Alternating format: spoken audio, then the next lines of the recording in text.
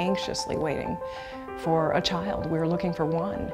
And then I saw these two boys, and so I made phone calls on them, and a meeting was set up, and we got to go out to the crisis nursery and meet the boys. I'm adopted myself, and I always thought that it was a wonderful thing. Sean and Pamela were extremely excited about meeting them. They were asking questions about the boys. We met in a meeting at Crisis Nursery. We got the news, and after we had done our visits, and we decided that, yeah, we're very interested, and we'd love to be a family. You feel the bond when you grow up with a family, with other kids. It doesn't matter if there's a blood connection there or not. You're family.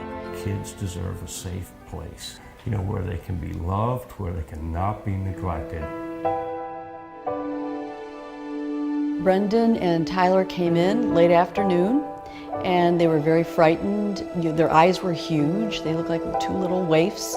They were very confused. They had been extremely neglected. They were not used to being around people. Extremely emaciated looking because of all the different changes they'd been experiencing. They found our oldest son before we adopted him in the Circle K parking lot, in his diapers with a blackened eye.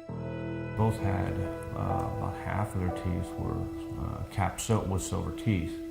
And I learned that was as a result of bottle rot, which basically means they were left in the crib being fed sugary substances every time they cried as infants. The mother was taking drugs. There's many, many issues due to alcohol abuse. The end result is Tyler has fetal alcohol syndrome, and his brain is injured.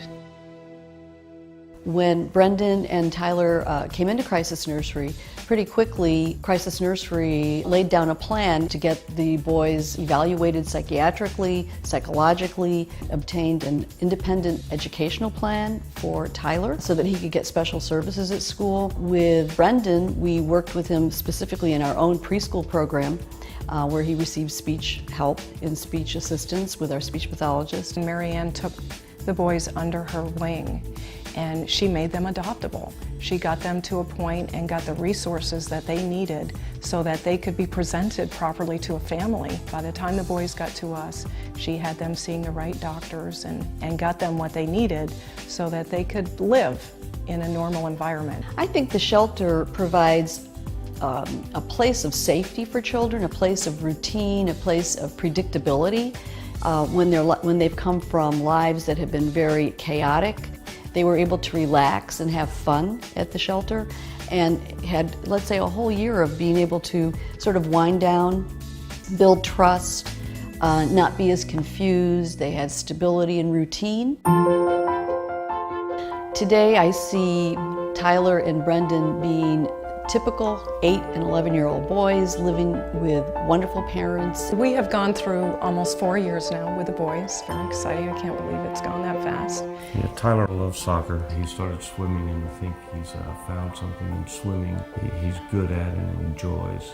And Brendan's playing baseball again, and we're playing Little League baseball. And outdoor activities, riding bikes, playing with their friends, they're just normalized. Since they have been with Pamela and Sean in the last few years, I just see two different human beings. It's not these kids' fault that they end up where they're at. Without the Crisis Nursery, they'll be on the street, and we'll all be paying for it. We'll be paying for it in the jails and, with more crime.